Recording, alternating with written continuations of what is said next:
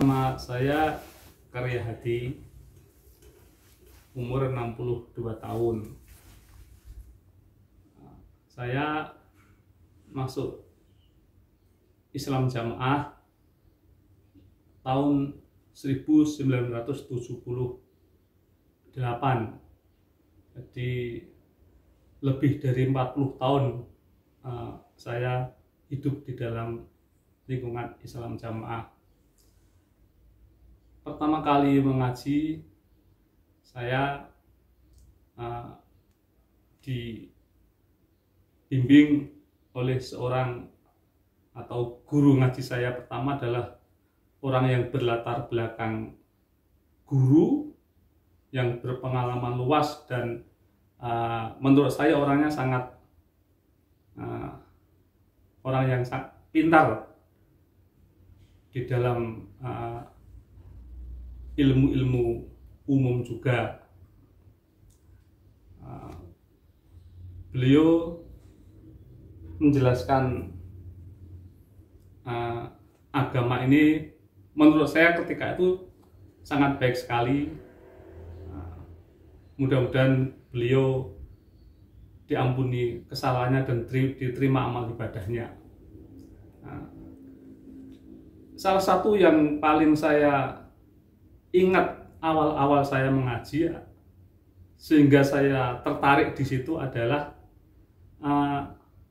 penjelasan-penjelasan beliau yang sangat baik. Pertama, tentang orang harus menetapi agama Islam sesuai dengan pedoman agama Islam, yaitu Quran dan hadis. Dan beliau menjelaskan Islam Jamaah itu pedomannya Quran dan hadis yang dibawa dari Makkah Madinah oleh seorang ulama yang sangat paham menurut penjelasan beliau waktu itu, yaitu Bapak Haji Nur Hasan. Dijelaskan Bapak Haji Nur Hasan itu mondok di Mekah lebih dari 10 tahun, dari murid di Darul Hadis, dan juga disampaikan bahwa Pak Haji Nur Hasan adalah kawan karibnya Pangeran Faisal, kawan satu kelas. Dan karena saking pinternya Bapak Haji Nur Hasan itu dan juga karena dekatnya dengan Pangeran Faisal, maka beliau ditawari untuk menjadi qadhi di kerajaan Arab Saudi waktu itu.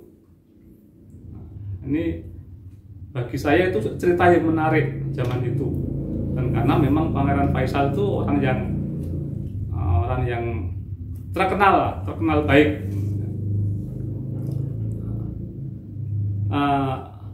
Ketika ditawari untuk menjadi qadhi, beliau menolak karena beliau ingat pada saudara-saudaranya, familinya yang ada di Jawa, yang ketika itu menetapi agama belum berdasarkan Quran hadis. Maka beliau ingat, dia nggak menolak, ya, ingin pulang ke Jawa. Itu cerita-cerita ketika saya awal-awal mengaji. Juga disebutkan bahwa beliau itu adalah orang yang hafal 49 hadis dan 21 bacaan. Ya, semua cerita itu kami terima dengan penuh kekaguman. Saya terima dengan penuh kekaguman. Nggak tahu yang namanya 49 hadis itu apa, juga nggak tahu namanya tahun itu kan juga nggak bisa ngecek hadis itu apa saja namanya. Lihat hadis saja jujur waktu itu belum pernah. Ya, karena ngaji kan Quran, ya memang ngaji hadis, tapi kan hadis himpunan. Jadi hadis itu ya belum, mana sih hadis, hanya dengar Bukhari Muslim. Nah, itu belum. Zaman itu awal-awalnya belum. Ya, memang kemudian ya 1-2 tahun kemudian kenal sih, oh Bukhari itu kayak gini, Muslim kayak gini, tapi waktu itu juga orang yang punya hadis itu masih terbatas. Tapi yang tentang 49 hadis itu kami tidak tahu, ya hanya percaya saja, percaya kehebatannya. Dan juga diceritakan bahwa di dalam Islam itu selalu akan ada pembaharuan atau akan muncul orang-orang yang hebat, orang-orang pembaharu yang namanya apa istilahnya mujahid ya. Itu setiap 100 tahun sekali. Dan beliau jelaskan, ya ini salah satu waktu itu kalau tidak salah pembaharu 100 tahun sebelum tahun itu adalah disebut kalau tidak salah Muhammad Abduh. Maka terus 100 tahun kemudian ya ini Bapak Haji Nur Hasan ini. Kira-kira kalau nggak salah seperti itu zaman itu ceritanya. Ya cerita-cerita itu ya memang tidak bisa saya konfirmasi, tapi ya saya percaya aja dengan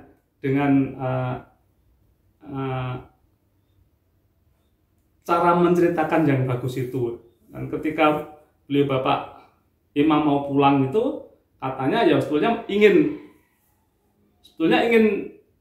sambung, ingin bergabung beliau walaupun sudah pulang, bergabung dengan keimaman di Arab Saudi, tapi ditolak karena menurut gurunya atau menurut orang yang dimintai itu ya keimaman itu harus berdasarkan bendera, maksudnya berdasarkan negara. Jadi nggak bisa orang Jawa, orang Indonesia kok berimam dengan pemerintah di Arab Saudi. Nah, ini cerita-cerita awal yang saya terima, dan itu zaman itu ya masuk akal aja, saya terima aja semua itu adalah memperkuat kepercayaan saya untuk masuk Islam jamaah, karena ya memang diajari langsung waktu ngaji itu di samping cerita-cerita tersebut disertai dengan langsung mengartikan Al-Quran, buka Al-Quran langsung artinya, buka himpunan hadis itu langsung artinya, diajari sholat dengan secara melihat dalil-dalilnya sesuai dengan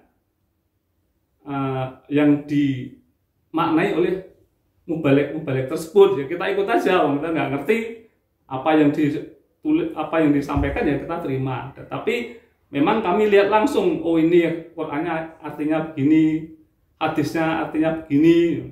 Jadi kalau tahu hadis itu hadasana itu juga baru di situ. Ya itulah yang menjadi penarik bagi saya dan mungkin juga orang-orang lain yang awam dengan agama. Jadi merasa dapat kebenaran. 2, 3. Oh iya, saya beli hadis pertama kali itu ya, kalau sekarang disebut hadis besar, waktu itu beli hadis Bukhari, karena zaman itu hadis itu sangat sedikit orang yang punya hadis. Kalau orang yang punya hadis itu orang yang kaya, maksudnya punya hadis Bukhari, hadis Muslim itu orang-orang yang kaya. Waktu itu saya beli hadis Bukhari, kalau nggak salah tahun 1979 atau 1980, saya lupa persis tahunnya.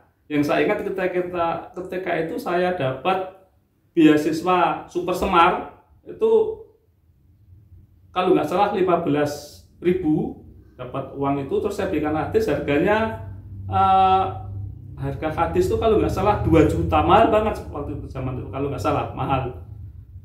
Dan juga menarik di sini ketika saya dapat beasiswa itu sama penerobos daerah, saya diingatkan, jangan lupa IR-nya. Saya masih ingat itu. Ya itu untuk sekedar ini aja sih, ingat. Jadi saya inilah beli hadis sama bayar IR, itu saya jadi ingat itu. Dan juga oleh mubalik saya tersebut, bapak tersebut, diceritakan Islam jamaah ini sudah dikenalkan atau disampaikan kepada orang-orang atau tokoh-tokoh Islam yang terkenal zaman itu. Itu saya ingat benar itu yang tambah menarik untuk saya, yaitu beliau katanya sudah ketemu sama, nggak tahu yang ketemu beliau sendiri atau orang lain, itu yang saya lupa, tapi sudah menemui waktu itu Bapak Profesor Hamka, ya, tokoh ulama yang sangat terkenal zaman itu, ya, karena hampir tiap malam Jumat itu muncul di TV ngisi kayak kalau ya tausiah lah seperti itu. Hampir tiap malam Jumat itu beliau yang ngisi. Dan juga tokoh muda Islam zaman itu, yaitu ketua HMI Bapak almarhum Nurholis Majid, itu juga sudah ditemui. Jadi kedua tokoh tersebut adalah representasi umat muslim, terutama muslim modern zaman itu. Jadi sangat terkenal. Kalau orang-orang seusia saya, insya Allah, apalagi yang orang-orang yang relatif berpendidikan, orang perkotaan, kenal nama kedua nama tersebut. Tentang hadis itu, saya ingat saya beli hadis itu yang kita sebut sekarang hadis besar, yaitu hadis Bukhari. Saya beli kalau nggak salah tahun 1979 atau 1980, ketika saya dapat beasiswa Super Semar waktu saya kuliah. Nah, itu dapat beasiswanya 15.000. Saya belikan hadis Bukhari saya belinya di Solo. Zaman itu di kota saya aja nggak ada, jadi harus beli ke Solo yang di nggak tahu di pasar apa itu, yang tempat pusat kitab-kitab di Solo itu. Harganya kalau nggak salah 12.500, jadi hampir sama dengan nilai beasiswa 1 bulan itu yang saya itu, karena memang zaman itu hadis itu masih semua cetakan Arab, ya harganya mahal sekali, jadi sedikit orang yang punya.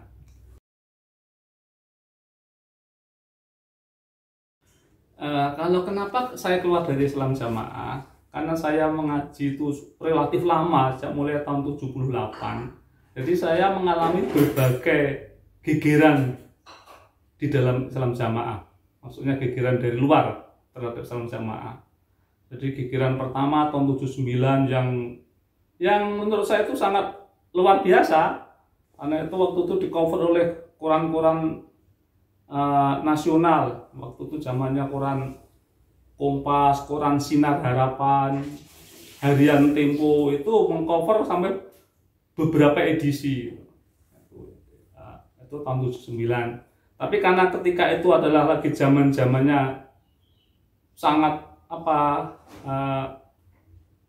sangat semangatnya dalam mengaji, semua gegeran itu ya pokoknya malah memperkuat keyakinan kami, keyakinan saya. Jadi tidak ada, inilah gegeran ini harus, ya memang ada, dan kita harus tetap sabar di dalam Islam Jamaah.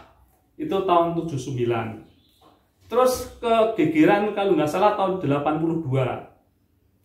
Gegeran 82 itu juga di cover di harian-harian nasional. Sebetulnya ceritanya hampir sama di koran-koran itu, ya, tentang kesesatan Islam Jamaah seperti apa, alasannya apa, macam-macam ada, hampir sama. Cuma yang saya ingat di tahun 82 itu, saya ingat di situ ada salah satu media yang memberitakan bahwa ada seseorang yang tanya kepada Darul Hadis yang diklaim sebagai tempat sekolahnya Bapak Haji Nur Hasan, dan itu dijawab oleh lembaga Darul Hadis, menyebutkan bahwa intinya Darul Hadis tidak pernah punya murid yang bernama Bapak Nur Hasan. Itu satu. Itu dua, juga diberitakan tentang entah itu fitnah atau apa, saya juga sampai sekarang tidak tahu. Tapi waktu itu disebut salah satu beritanya adalah Bapak Haji Nur Hasan itu melarikan seorang atau 2 orang gadis. Itu diceritakan sangat detail, versi koran atau versi media diceritakan sangat detail. Dalam pikiran saya waktu itu sebetulnya, kalau ada berita-berita seperti ini, katakanlah berita seperti surat bantahan dari Darul Hadis, Pak Nur Hasan tidak terdaftar sebagai muridnya, 2 tentang tanda kutip pelarian 2 orang gadis. Ini menurut saya dalam waktu itu pikiran saya juga, kenapa yang seperti ini tidak diklarifikasi? Kan mengklarifikasinya mudah, tentang kebenaran sekolah itu Oh, itu namanya lembaga kan bisa. Yang kedua, tentang melarikan gadis itu kan juga mudah. Kalau gadisnya tuh suruh bicara kan selesai dia. Pikiran saya waktu itu sudah seperti itu. Tapi saya tidak kembangkan pikiran itu karena saya menganggap bahwa di dalam jamaah itu kan banyak orang-orang yang berilmu.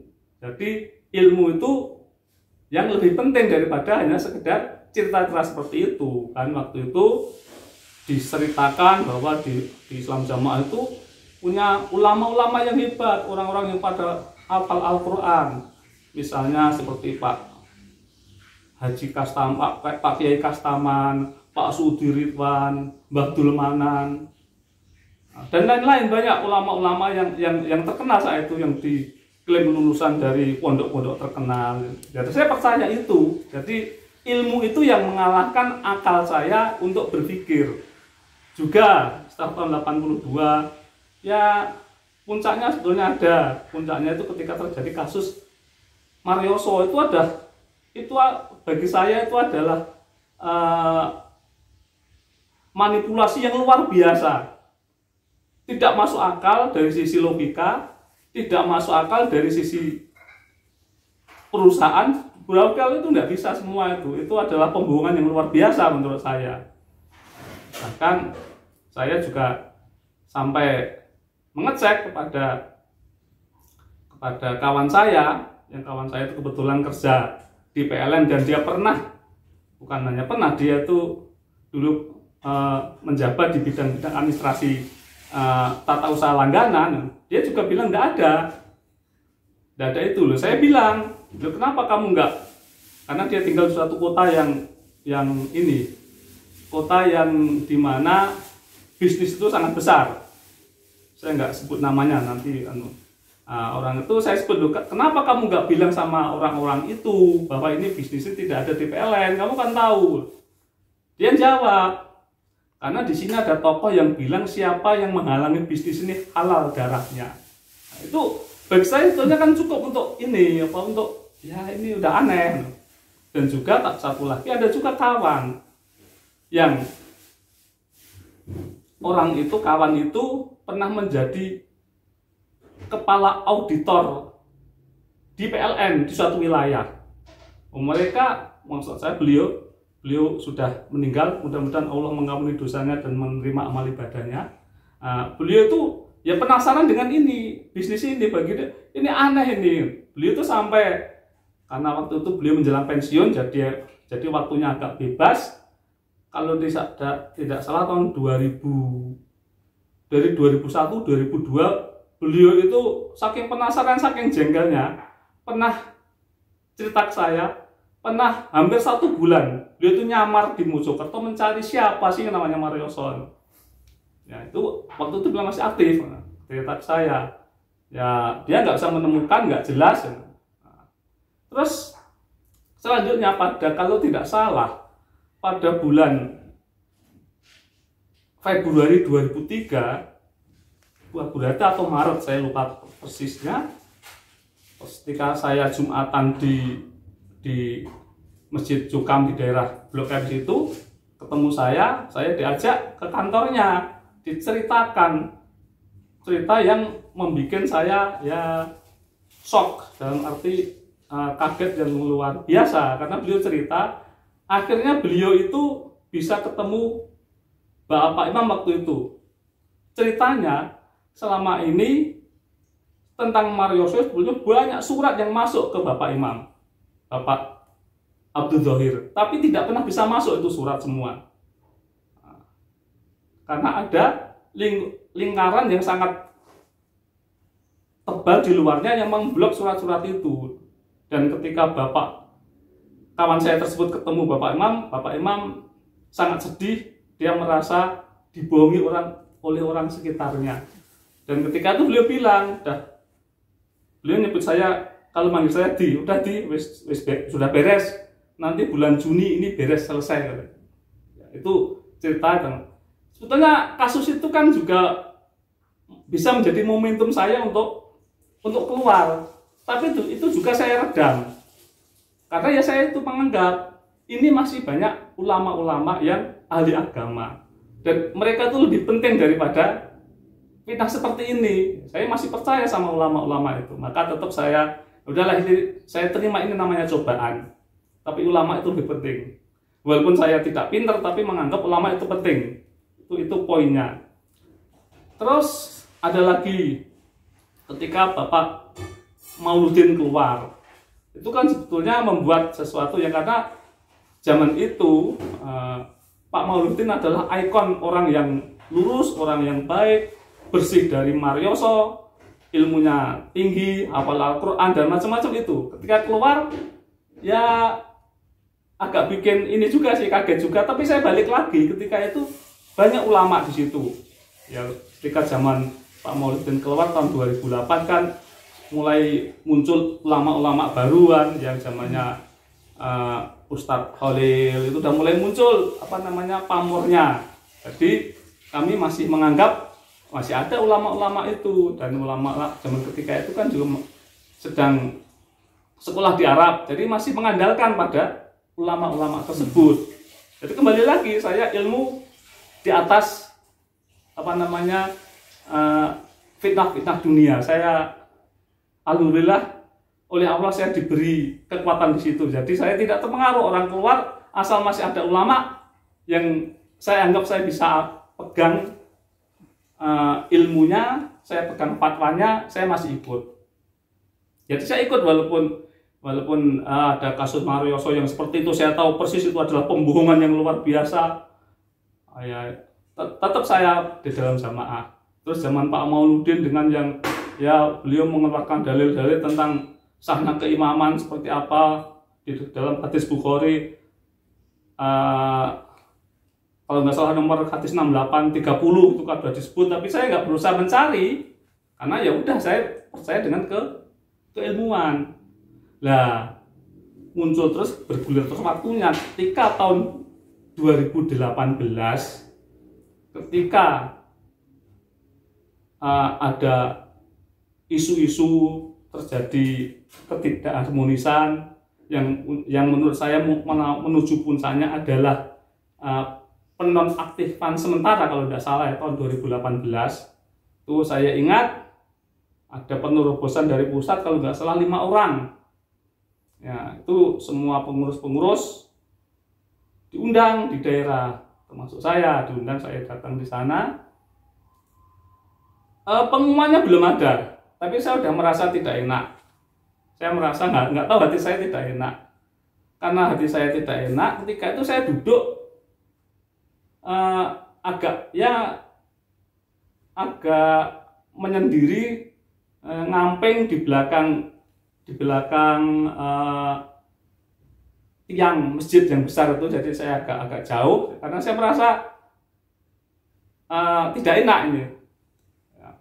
Ketika itu salah satu penasihatnya ngomong yang saya ingat, ngomong lainnya saya lupa, tapi ngomong yang satu ini saya ingat. Di masjid ini ada orang yang pantatnya duduk di sini tapi hatinya tidak di sini. Ketika itu saya merasa kena, ini saya. Karena ya saya ikuti terus nasihatnya. Tapi pada intinya akhirnya kan beliau menonaktifkan ketiga ulama itu, yaitu Bapak Ustadz Khalil Bustami, Bapak Ustadz Abdullah Mas'ud, sama Bapak Ustadz Aziz. Nah, itu ketika itu saya mulai goyah. Saya belum bersikap, tapi saya mulai goyah. Aneh ini, ulama kok dijelekan seperti itu. Karena saya percaya ulama itu berdasarkan ilmu, dan ilmunya juga dari Mekah, entah itu lulus semua dari Mekah atau meneruskan di sini yang afiliasi Mekah, tapi yang jelas beliau berdasarkan ilmu. Itu saya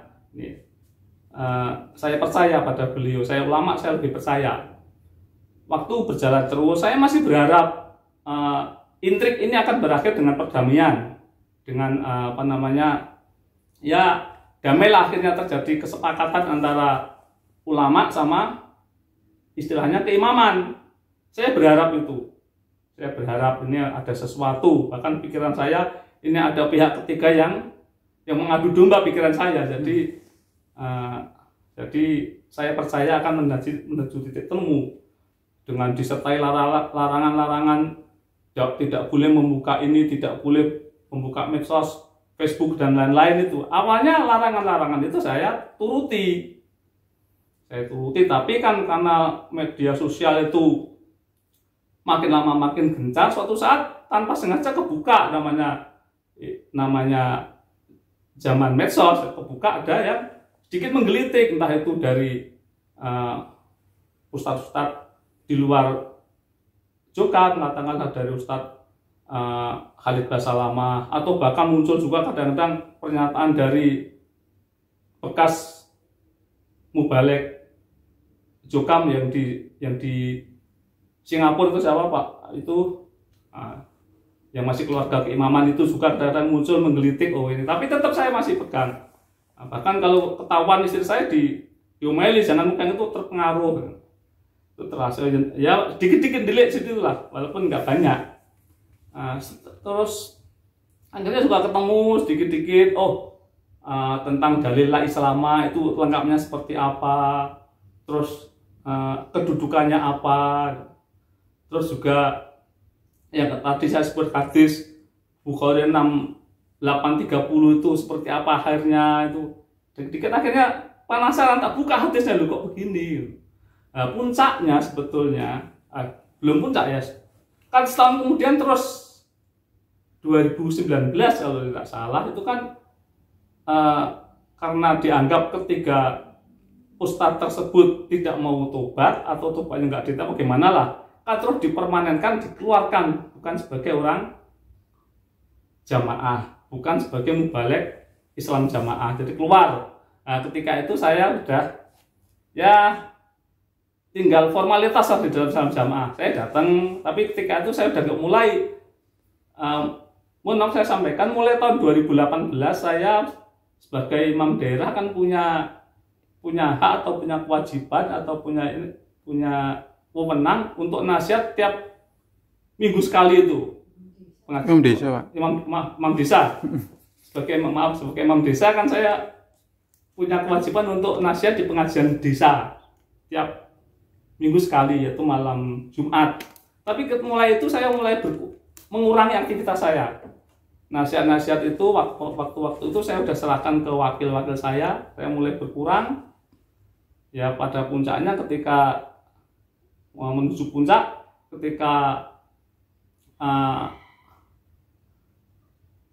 ketika ustadz itu permanen dikeluarkan, saya nggak mau nasihat, udah inilah ya, saya merasa saya sudah nggak ada di sini, hati saya sudah nggak di Islam jamaah. Jadi kalau saya nasihat di sini saya khianat, walaupun saya termasuk orang yang mungkin aliran yang salah katakanlah itu, saya nggak mau ini panggungnya panggung Islam jamaah. Semua fasilitas Islam jamaah kalau saya gunakan untuk menyerang mereka atau menyalahkan aliran mereka di tempat dia, saya merasa itu tidak amanah bagi saya. Maka saya mending saya mundur pelan-pelan, saya nggak mau nasihat biar panggung itu dipegang oleh orang lain. Itu kira-kira hampir 1 tahun ya di situ, saya nggak mau. Seandainya nasihat ya hanya sekedarnya saja, saya nggak mau menjelekan juga enggak. Tapi nasihat ini juga yang sesuai doktrinnya Islam jamaah saya juga enggak, karena sudah nggak bisa hati saya.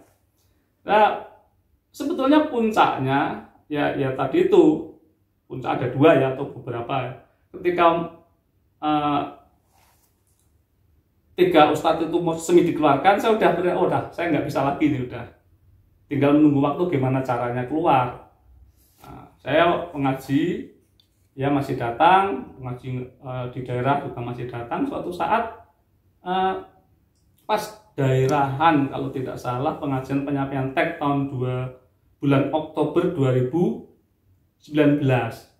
Pas pulang ngaji sebetulnya udah pagi itu. Kalau pengajian teks itu kan umumnya pulangnya tuh sampai ganti hari gitu. Dan setelah jam 12:30 pagi, jam 1. Waktu itu juga udah sampai jam segitu.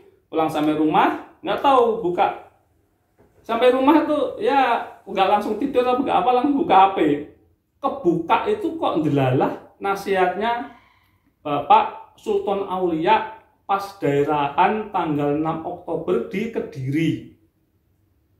Beliau nasihat, itu saya buka, isinya mengagetkan saya karena di situ isinya antara lain, nasihatnya kan panjang tuh, tapi saya antara lain disebut bahwa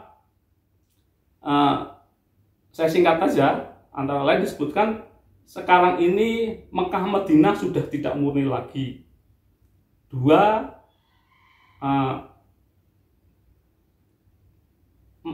imam 4 mazhab itu jahiliyah. Intinya di situ ya poinnya. Ketika saya mendengar itu saya udah putus asa, ini udah nggak bisa saya. Ini orang yang ngomong orang yang tidak mengerti agama menurut saya ya. Mohon maaf, ini orang yang ngomong ini orang yang tidak mengerti agama. Jadi ketika itu saya putuskan, saya udah keluar. Ketika itulah saya mencari cara bagaimana saya caranya keluar. Saya itu bukan tipikal orang yang tadi itu yang berani saya keluar, enggak. Saya mencari cara bagaimana saya keluar. Tapi ketika itulah ya alhamdulillah dapat jalan macam-macam, akhirnya saya bisa keluar, pindah tempat maksudnya pindah kerja di luar kota, dan saya tidak sempat di nonaktifkan karena saya mengundurkan diri dari kepengurusan karena saya pindah. Jadi saya pindah dan di tengah itu saya, setelah tadi saya sampaikan malam itu saya dengar nasihatnya Bapak Imam tadi, paginya saya ngomong sama istri saya mendengarkan nasihat itu juga langsung buka dengan link yang lainnya, ya alhamdulillah dia juga langsung setuju, ya nggak bisa diikutin, udah langsung salah. Terus saya panggil anak-anak saya, menantu saya sampaikan, loh semua mereka ya kok dengan gembira senang keluar gitu, kata ya memang aneh ajarannya, kata yang menurut versi dia dengan versi masing-masing lah, saya nggak bisa cerita di sini. Jadi semua saya sama istri saya, mantu saya 1, anak saya 3, ya udah langsung kompak keluar. Mereka malah keluarnya dengan riang gembira. Kalau menantu saya ngomong ya saya ikut aja, udah gitu aja.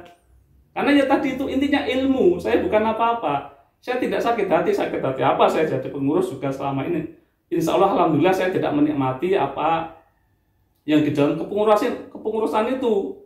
Saya jadi KI kelompok, saya dikasih baju, saya nggak mau pakai baju itu, saya kasih orang karena menurut saya saya nggak pantas dapat fasilitas kalau ngurusi jamaah itu. Terus saya dapat motor, saya juga nggak pernah pakai motor itu saya bukan ininya. Prinsip saya ketika ngurusi ya harus jadi orang yang berkorban, bukan malah dapat fasilitas. Itu saya pegang. Alhamdulillah Allah memberi kekuatan pada saya untuk itu. Saya hampir tidak, ya kalau makan barangkali ada ya, tapi sebetulnya ya saya perasaan saya pokoknya kalau saya mendapat fasilitas di dalam Jukam, saya harus kembalikan lebih besar daripada yang saya terima. Itu prinsip saya. Jadi saya nggak merasa sedikit pun tidak ada karena sakit hati saya nggak dapat apa-apa dari jamaah, enggak. Perasaan saya nggak dapat apa-apa. Jadi saya nggak sakit hati, saya hanya karena ilmu. Jadi mundur saya karena ilmu ya tadi itu banyak pertanyaan sejak tahun 82 saya tutup karena ilmu. Ada kasus Marioso saya tutup karena ilmu. Karena kalau kasus Marioso itu ya walaupun saya tidak terlibat, saya juga kalau finansial saya juga ikut rugi. Ruginya di mana? Ya ada orang yang mau naik haji, uangnya dipakai di situ, akhirnya ya sedikit-sedikit lah ikut bantu untuk, karena sudah ada di suatu tempat itu orangnya udah pamitan mau haji sama aku, lingkungannya udah pamit, nah uangnya kurang karena masuk ke kasus Marioso, yaitu ya kita urunan untuk nutup supaya dia bisa berangkat. Ada family juga udah dikasih tahu jangan ikut, tapi karena ini ya berbagai alasan dia ikut puluhan juta ya ikut bantu-bantu gitu lah, tapi saya tidak langsung juga ikut rugi ya puluhan juta juga ruginya ada itu. Jadi tidak ada yang alasan untuk keluar itu ada, tapi saya tutup dengan ilmu. Akhirnya saya keluar juga karena ilmu kok dikalahkan dengan hawa nafsu. Itu saja deh. Oh iya, setelah saya mendengar nasihatnya Bapak Sultan Aulia tersebut, dan saya putuskan saya udah lepas dengan Islam Jamaah, ya saya terus mencari kitab-kitab yang disebut dulu kitab karangan itu. Saya beli kitab Riyadhus Shalihin, yang pas saya baca saya kaget loh, kok banyak kata-katanya ini di dalam maksud saya boleh persangkaan di Riyadhus Shalihin itu kata-katanya kan bagus, indah-indah. Saya jadi ingat nasihatnya Cak Emir ketika nerobos di tempat saya. Ada beberapa kata-kata itu yang keluar dari Cak Emir itu persis dengan kalimat yang saya baca di Riyadhus Shalihin. Jadi bisa jadi beliau itu membaca juga Riyadhus Shalihin. Terus saya juga buka-buka kitab hadis Tirmidzi yang saya beli dari Arab. Ya, selama ini kan yang pegang kan kitab Tirmidzi yang dikaji yang di Jokam itu. Ya kan di medsos sudah mulai rame, saya mulai buka. Katanya ada yang dipotong hadis di situ, atau dipotong atau terpotong atau bagaimana lah. Saya cari itu, saya ketemu, alhamdulillah ini hadisnya ini sangat jelas ini. Yaitu kalau di kitab yang dari terbitan yang saya beli dari Mekah ini di hadis nomor 2167 ini. Di sini sangat jelas disebutkan oleh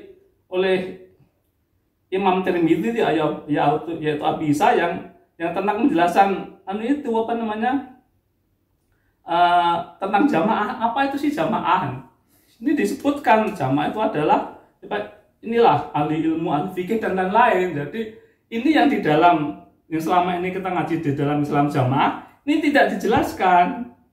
Karena tidak ada di kitab yang dikaji di Islam Jamaah. Jadi hadis itu penjelasannya panjang. Jadi lebih panjang yang dipotong atau yang terpotong daripada yang disampaikan. Yaitu tentang jamaah. Itu sangat. Nah, ini menjadi tambah kuat. Oh iya ternyata. Ternyata ya itu ada kekurangan di dalam Islam Jamaah dalam menyampaikan. Jadi menyampaikannya sesuai dengan keinginannya. Yang sesuatu yang tidak sesuai keinginan. Nggak tahu nih, saya sekali lagi dipotong atau terpotong ya. Yang jelas beda antara yang istilahnya dimanggulkan di Islam Jamaah dengan yang ada di dalam kitab yang saya beli ini. Ini kitabnya saya pegang. Itu tentang jamaah. Juga tentang infak. Kita kan selalu diajari wa mimma razaqnahum yunfikun. Itu kan penjelasannya semenjak saya ngaji tahun 78. Saya ingat itu. Mau baliknya ya cerita, ya ini setelah kalau dapat rezeki infaklah. Karena ini tidak disebut, tidak dijelaskan, maka Bapak Imam beristihad. Muncullah ada 10%, 5%, 2,5%. Saya jadi ingat kalau infak ini. Itu zaman ketika tadi saya sebutkan di awal kan, ketika saya sekolah, saya kuliah itu, saking yakinnya kita dengan penjelasan itu. Zaman saya kuliah itu kan beberapa kawan sama family ya yang dekat itu 4 orang.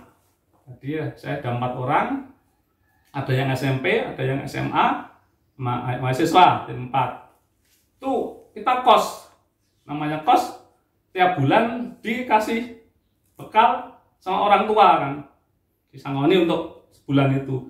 Itu kalau kita sampai itu ya saking membalung susumnya cerita itu ya kita infak, kita hitung itu.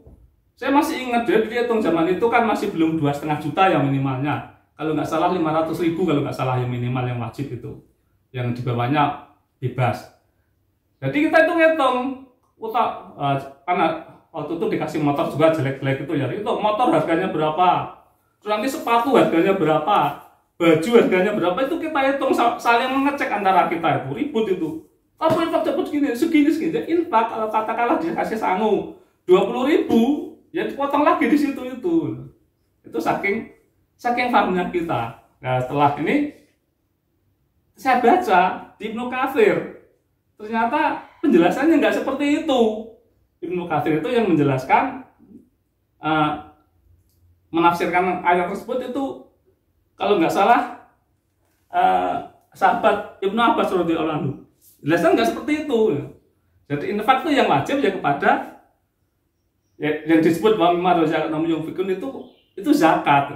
Yang lain ngomong yang lain lah, tapi itu ada penjelasannya. Tapi tidak kok terus Bapak Imam Isyan nggak udah dijelaskan sama para sahabat itu tambah poin lah. Oh ya ini akhirnya ya kemana-mana kita cari kitab ini ya dengan keterbatasan ilmu, tapi dengan metode model jamaah, model maksud saya model jukam lah ya, menafsirkan ya gitu. Ternyata dapat clue-nya dan beda sama yang selama ini diajarkan. Supaya ini ya kita ngambil karena sangat lebih mudah menerima apa yang disampaikan Ibnu Katsir, karena di situ ada penjelasan para sahabat lah, terutama di situ Ibnu Abbas banyak menjelaskan itu. Oh tuh ini maksudnya pengertiannya banyak, dan ya banyak hal-hal yang lain di situ. Inilah artinya ya sebetulnya banyak kalau saya sampaikan di sini nanti saya tidak punya kapasitas yang lebih baik, jadi harusnya menyampaikan itu adalah para ustadz, tapi basicnya ada, saya ngomong ini dasarnya ada, saya pegang di kitabnya ya, dicek aja ini. Perasaan setelah keluar dari Islam Jamaah ya sebetulnya itu campur aduk sih, tapi yang paling tidak itu ada jelas rasa bersyukur, terus rasa malu, rasa sedih, dan rasa geli sendiri gitu. Ya, syukur jelas, saya bersyukur ya Allah, alhamdulillah, suatu yang tidak disangka-sangka kok bisa keluar dari komunitas seperti itu, sangat bersyukur. Jadi kami bersyukur, dan syukurnya lagi alhamdulillah keluarga saya juga langsung bisa menerima, sangat bersyukur. Dua, malu sama orang-orang, teman-teman yang dulu saya anggap mereka itu bukan orang Islam, amal apapun ditolak. Saya dalam hati saya lecehkan, ajarannya kan begitu. Bahkan melihat masjidnya, kalau bukan masjidnya orang kita dengan sinis, itu malu saya. Jujur saya malu. Itu saya sampaikan kepada kawan-kawan, terutama di kompleks saya kan memang relatif tidak sering ketemu orang ya. Ya ketemunya itu sebenarnya ya di masjid, tapi karena saya nggak pernah ke masjid di kompleks, kan saya nggak pernah ketemu orang. Ya ketika saya tahu-tahu aktif di masjid komplek, mereka kan bertanya dulu di mana, itu saya jawab saya malu, jadinya itu malu. Terus ya sedih juga, ada sedihnya, banyak sedihnya. Sedihnya apa? Saya netepi Islam Jamaah itu kan lama sekali, 40 tahun lebih, dengan persyaratan yang begitu ketat. Padahal satu sisi saudara saya banyak yang dalam tanda kutip notabene adalah mereka tuh tidak dekat dengan agama. Banyak yang tidak dekat dengan agama. Ya kadang-kadang kalau mau ngajak orang-orang yang tidak dekat agama, terus tahu-tahu masuk sistem Islam Jamaah itu kan berat. Entah beratnya karena jauh tempatnya untuk mengaji, atau ya mungkin udah secara udzur udah tua jadi susah. Jadi kalau mau Islam Jamaah itu kan syaratnya itu berat. Satu, harus sambung, itu berat sambung itu. Nanti setelah sambung harus infak, harus macam-macam. Ya. Dan itu kan karena beratnya itu kan banyak saudara, banyak kawan yang tidak mengikuti syarat Islam, kita biarkan. Karena kalau ngajari itu kadang-kadang lah nanti apa yang mau orang disuruh menetapi hal yang berat seperti ini. Padahal sebetulnya agama Islam kan tidak seberat itu. Dia mau syahadat, mau sholat, tidak syirik, itu udah cukup. Yang penting tidak syirik pada Allah. Nah, ini jadi tidak ada karena ya ketaatan sambung, ketaatan pada imam dan lain-lain itu yang bikin saya sedih, dan itu waktu itu udah lewat, banyak yang sudah lewat 40 tahun itu, sedih. Terus disebut geli sendiri ya gelinya begini, ketika sebetulnya setelah keluar ini kita berpikir normal, tidak ada batasan, maksudnya tidak ada batasan kekangan tertentu lah. Jadi kita berpikir bebas, jadi menjadi aneh kita itu dulu. Kok mau sih kita dulu hidup seperti itu? Yang nggak boleh ini, ya kan aneh. Katanya ada ilmu murni, tapi diadu tidak mau. Kan aneh itu di dalam dunia apapun ya aneh. Dua anehnya lagi. Jadi kalau disebut banyak sekali sih. Ini mungkin yang saya sebut seandainya banyak pun itu masih beberapa, karena anehnya banyak banget. Terus namanya orang itu loh, orang sekolah SD atau katakanlah guru SD itu yang ngajar kelas 1, kelas 2, bahkan ngajar TK, yang di situ ajarannya paling enggak TK lah, kalau SD kelas 1, kelas 2 paling kan di situ ngajari membaca A, B, C atau 1 tambah 1, 2 tambah 2 gitu. Itu aja sekolahnya panjang, perlu sekolah yang panjang sampai perguruan tinggi bahkan mungkin sekarang. Kalau dulu sih dengan SLTA bisa dulu zaman saya, karena mungkin perguruan tinggi. Dan itu kan dari SD 6 tahun, SMP 3 tahun, SLTA 3 tahun, 12 tahun. Bahkan kalau sekarang 15 tahun itu sekolah. Itu tidak hanya untuk ngajar anak SD. Yang tetapi hanya perkalian 2x2. Dan itu orangnya tidak terlalu dipikirkan tentang perilakunya. Maksudnya perilaku itu gini, orang itu mungkin seorang guru itu mungkin dalam tanda kutip adabnya kurang baik, itu masih bisa diterima. Kurang baik itu masih kadang-kadang guru kok suka utang, ya itu nggak masalah, kurangnya kurang, atau guru kok suka mengeluh, itu masih bisa diterima. Nah, ini dalam agama, terutama di Islam Jamaah ini, jadi kalau setelah saya keluar jadi agak lucu. Masa orang baru belajar agama 2 tahun, atau katakan lulus SMP, terus mondok 2 tahun, terus nanti dia punya sertifikat untuk mengajar. Ini kalau dipikir normal menjadi aneh. Anehnya di mana? Ya memang mungkin dia bisa mengasih makna sesuai versi Islam Jamaah, Quran mungkin dia bisa. A'udzubillahi minasyaitonirrajim artinya apa? Bismillahirrahmanirrahim artinya apa? Qul huwallahu ahad artinya apa? Mungkin dia bisa memaknai. Maknanya dia bisa. Tapi implementasi dia mungkin sangat sulit dia bisa melaksanakan tersebut. Karena di situ terkait dengan tauhid. Tauhid itu penyerahan diri kepada Allah. Itu perlu belajar itu. Belajarnya tidak cukup 1 tahun 2 tahun. Makanya lah kalau zaman-zaman dulu kita lihat namanya guru-guru atau para syekh-syekh itu dia orang-orang yang sudah puluhan tahun berguru dan bertingkah laku yang baik. Jadi nggak ada orang kok baru 2 tahun menjadi punya mimbar untuk ngajar, itu nggak ada. Karena di situ agama itu lebih dari perkalian 2x2. Agama itu adalah masalah tauhid kepada Allah. Tauhid itu penyerahan diri kepada Allah. Kan menjadi lucu kalau pada malam hari seorang ustadz kecil lulusan katakanlah SMA atau SMP umur 15 tahun ngajar orang-orang, muridnya mungkin 40 di bawah, para pegawai, para sarjana, para manajer mungkin ada di situ, diajari sama mereka tentang surat Al-Ikhlas.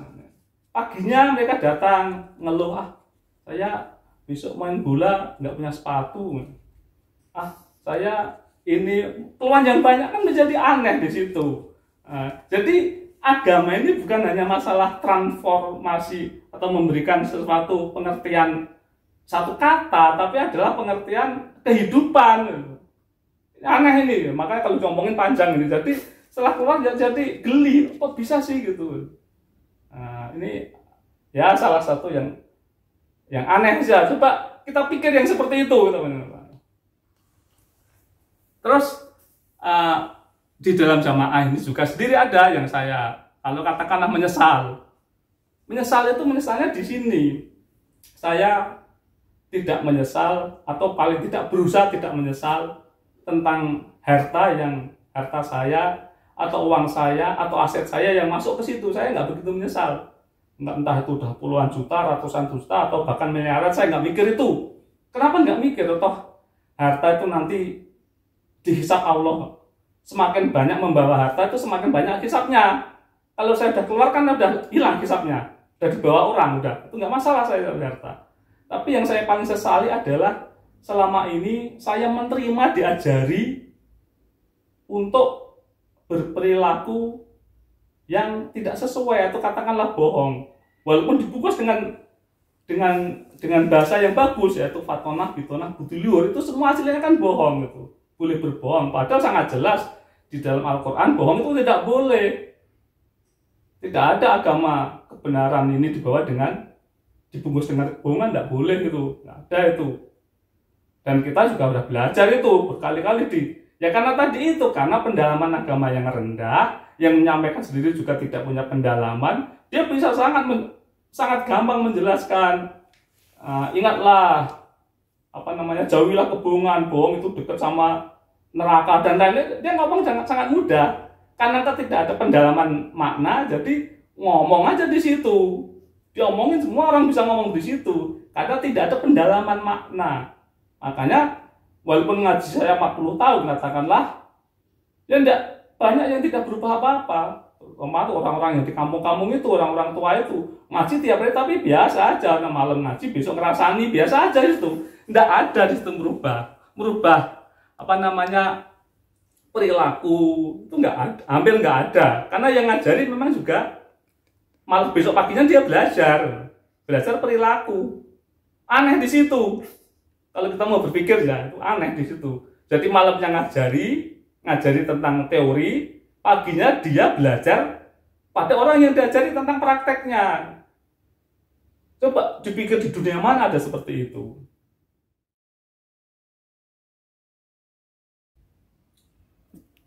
Terus saran dan pesan untuk saudara-saudara, kawan-kawan saya yang masih di dalam Islam Jamaah. Setelah saya keluar dari Islam Jamaah, saya itu merenung. Saya merenung dan saya simpulkan Islam Jamaah itu bisa dilihat dari kelemahannya, menurut saya bisa dilihat dari berbagai aspek. Satu, aspek logika. Aspek logika itu coba kita berlogika yang sederhana saja. Islam Jamaah diklaim didirikan tahun 1941. Terus dinyatakan waktu itu juga Bapak Imam Haji Nur Hasan itu pulang dari Mekah tahun 41. Karena di Jawa tidak ada jamaah, beliau keliling Jawa di tahun 41. Terus karena beliau tidak dapat teman untuk mendirikan, belum ada, menurut penelitiannya tidak ada. Terus beliau mendirikan Islam Jamaah tahun 41 yang dibayar 2 atau 3 orang. Di tahun yang sama, tidak jelas itu tahunnya berapa, beliau datang bulan berapa, terus beliau keliling bulan apa, mendirikan bulan apa, kan tidak ada itu. Kita harus membayangkan Jawa tahun itu. Jawa tahun itu mungkin yang punya kendaraan bermotor itu adalah para sinyo-sinyo Belanda sama para feodal kerajaan itu mungkin. Kalau orang umum ya mungkin tidak bisa. Tapi ya tidak tahu kalau terus diceritakan dengan cara yang lain, cara non Islam maksudnya, yaitu dengan cara naik angin, naik apa, itu non Islam itu musuhnya Allah malah. Kalau dengan cara itu ya terserah. Kalau kita berlogika dengan cara itu saya sarankan jangan itu syirik namanya. Kalau sampai pergi dengan naik jin, naik apa itu musuhnya Allah, tidak boleh itu. Kalau itu loh ya. Tapi kalau nggak tahu dengan jalan kaki ya nggak ngerti lah. Itu menurut, tapi dari saya nggak masuk logika itu bisa. Semua kejadian jadi satu di dalam tahun yang sama dengan pandangan perspektif tauhid keimanan, tidak bisa itu menurut saya. Itu dari sisi logika. Terus dari sisi dokumentasi formal. Maksud saya apa dokumentasi formal? Kalau kita keluar sedikit saja, mengacu pada kerajaan-kerajaan di Jawa zaman dulu, entah itu kerajaan Kalingga, kerajaan Mataram kuno, semua itu punya prasasti, punya bukti bahwa dia pernah mendirikan atau pernah berdiri kerajaan ini prasastinya. Di dalam Islam Jamaah itu tidak ada buktinya, bukti dokumen itu bahwa tanggal ini buktinya orang baiat itu tidak ada. Yang ada adalah dokumen yang beredar resmi itu, yang saya baca di media sosial atau bahkan saya pernah baca di yang saya sebut tadi itu, yang zaman tahun gegeran itu disebut oleh media-media terkenal zaman itu, entah itu Panji Masyarakat atau Tempo itu, yang ada malah Pak Haji Nur Hasan itu pernah berbaiat kepada Wali Al-Fatah tahun 50-an, tahun 53 atau 55, saya lupa persisnya. Dan konon itu dokumen itu sampai sekarang itu masih ada di kantor pusatnya alirannya Wali Al-Fatah apa Hizbullah Indonesia apa itu. Itu ada, itu malah ada itu yang ada. Dan bukti tobatnya karena Bapak Nur Hasan keluar 2 kali, tobatnya itu juga ada buktinya itu. Yang ada dokumen itu malah dokumen Pak Imam diangkat jadi imam itu tidak ada, tapi kalau dokumen Pak Imam Haji Nur Hasan baiat pada orang itu ada, dan bukti tobatnya ada. Itu yang saya sebut dokumen formal. Itu tidak ada anunya. Jadi lemah Islam Jamaah. Terus disebut dari sisi akhlak mulia. Agama itu kan ya kita kan sering mendengar kan, ya balik lagi sebetulnya tadi. Nah, kalau Rasulullah SAW kan bersabda itu dia, innama umirtu innama bu itu liutami lima akhlak. Sesungguhnya diutus aku untuk memuliakan akhlak yang mulia. Kan itu. Jadi Rasul itu diutus untuk memuliakan akhlak yang mulia. Akhlak itu representasikan, paling tidak representasinya ada 2, dari sisi bicara, mulut, dan tingkah laku. Tapi dari sejak awal mengaji, sejak awal itu setelah dari guru saya pertama tadi kan orang pendidik. Itu kalau beliau tidak pernah, sedikit pun saya tidak ingat beliau tidak pernah keluar dari kata-kata kotor, tidak pernah, ngomongnya bagus.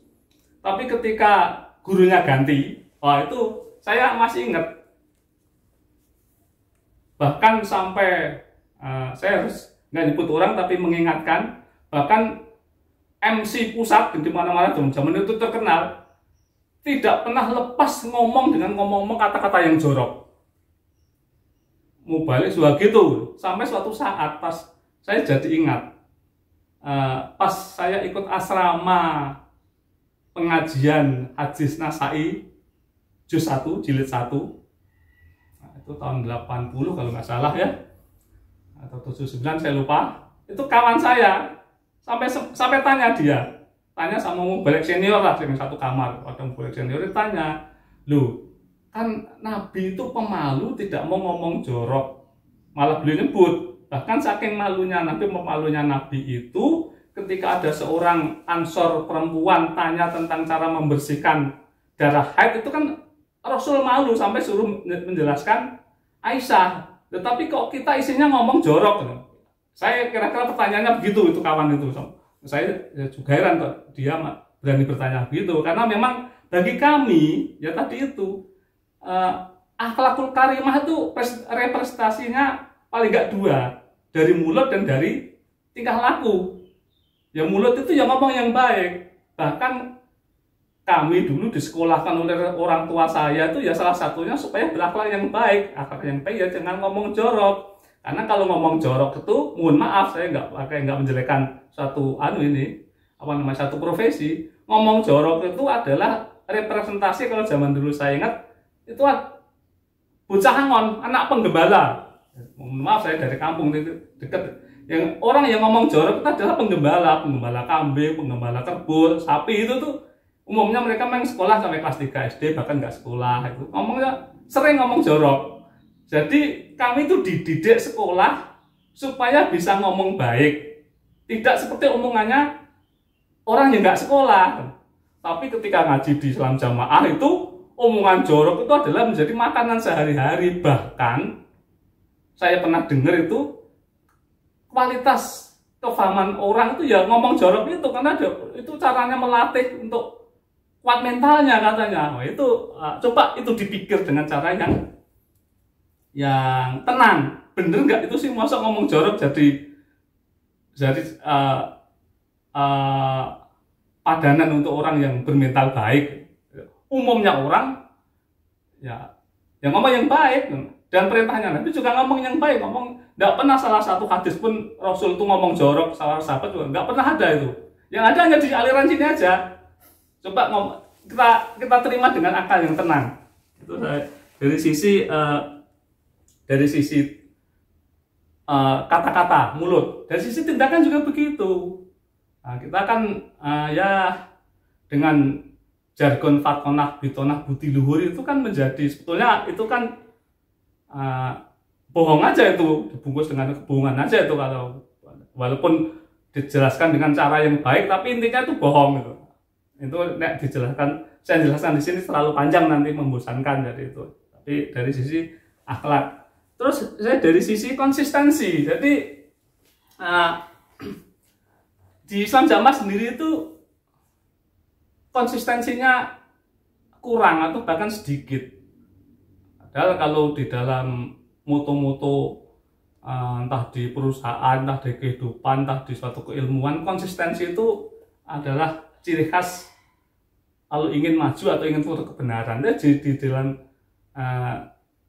Islam Jamaah konsistensi itu kecil atau bahkan bisa jadi ya kalau dibilang nggak ada, enggak lah ya. Tapi karena ya itu mungkin karena sejarahnya Islam Jamaah itu tidak berdiri dengan dokumen, berdirinya hanya narasi lesan. Jadi namanya lesan, orang yang satu ngomong itu bisa hari ini ngomong A, mungkin lusa bulan depan bisa ngomongnya beda untuk hal yang sama. Apalagi kalau orang yang beda, itu kelemahan Jokam, konsistensi. Contoh konsistensi yang selalu didengungkan kan Islam Jamaah didirikan di Baiat pertama tahun 41. Terus diceritakan Baiat kedua tahun 60. Ada kira-kira hampir 20 tahun, 19 tahun itu. Ya, coba kita bayangkan, di kurun waktu 19 tahun itu, insya Allah kan pasti banyak pengikut yang baru. Tiap tahun 2, 3, 4, 5, tetaplah. Mungkin tahun 42 tambah 1, 43 tambah 5, tahun 50 tambah 10, bisa jadi macam-macam. Terus selama kurun itu mereka nggak baiat lagi tahun 60. Nah kalau mereka itu nanti mati itu kan berarti padahal sahnya Islam kan harus baiat. Berarti dia nggak Islam di situ. Itu nggak konsisten itu. Nah, ini tidak konsisten yang fatal sebetulnya. Coba itu dijelaskan. Dan tidak konsisten yang lain, cerita-cerita tadi itu di awal kan saya ceritakan bahwa Bapak Imam dulu pulang karena ingat saudara-saudaranya, dia mau diangkat menjadi qadhi nggak mau. Itu cerita itu hanya sampai tahun 80-81. Cerita 82 udah nggak begitu. Ceritanya adalah ketika itu pulang karena mau menjelang perang dunia, pemerintah Arab mendaftar orang-orang yang bukan orang Arab Saudi, disuruh pulang. Itu cerita yang berkembang tahun 82 sampai sekarang. Coba cek itu. Kalau perlu dibantah coba itu ceknya. Ya coba orang-orang yang tahun 70-an ngaji, inilah berpikir merefresh ingatannya. Terus juga cerita tentang bendera. Mau baiat langsung tidak boleh karena masalah bendera. Itu dulu sering diceritakan. Tapi mulai tahun 83 kalau nggak salah atau 82, cerita itu udah nggak ada. Kenapa nggak ada? Kenapa tahun itu mulai ada 1-2 orang dari luar negeri pada ngaji, orang Singapura ngaji baiat, orang Malaysia ngaji baiat, kan beda bendera. Cerita itu udah nggak ada sampai sekarang. Ya, kalau orang sekarang nggak kedenger itu. Kalau orang zaman saya, kalau mau jujur denger tuh, kalau udah nggak ada. Itu nggak konsisten. Jadi memang ya ciri suatu sekte itu ya tidak konsistennya itu, tidak konsisten tidak. Ya kalau ngomong kasarnya kebohongan memang tidak konsisten gitu.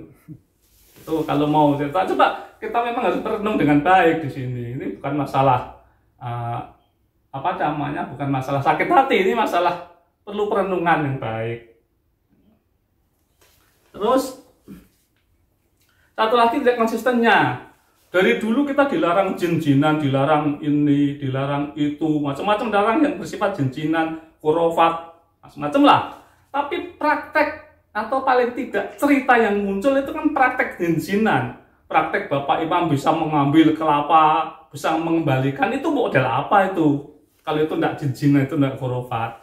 Cerita terus sakti dikena duri salah tidak apa-apa, itu cerita apa itu? Itu kan cerita jin-jinan. Dan cerita-cerita yang lain, kalau itu mau disebut itu enggak, ya mohon maaf kalau itu pun masih dipercaya ya pelajaran tauhidnya itu di situ yang karena tidak ada jadi nggak ngerti yang namanya syirik, namanya syirik besar, syirik kecil, nggak ngerti jadinya karena tidak ada pelajaran tauhid di situ. Pelajarannya hanya ya yang di datar-datar aja lah. Pelajarannya datar-datar aja, rendah-rendah aja, cetek-cetek aja, tapi itu dibungkus ini yang paling murni, yang paling baik. Orang yang belajar sangat dalam itu dianggap salah, itu yang perlu ini, yang perlu kita pikirkan. Kita tuh terutama saya ya merasa ya ilmunya kalau sekarang kadang ngaji tadi malam saya ngaji tafsir surat Al-Fil cara gajah itu loh. Itu ceritanya luar biasa intinya itu. Inti tauhidnya. Kalau kita ngaji kan hanya ya cerita udah gitu aja. Jadi kecil sekali, mohon maaf, cetek sekali ilmunya orang Islam Jamaah itu. Mohon maaf.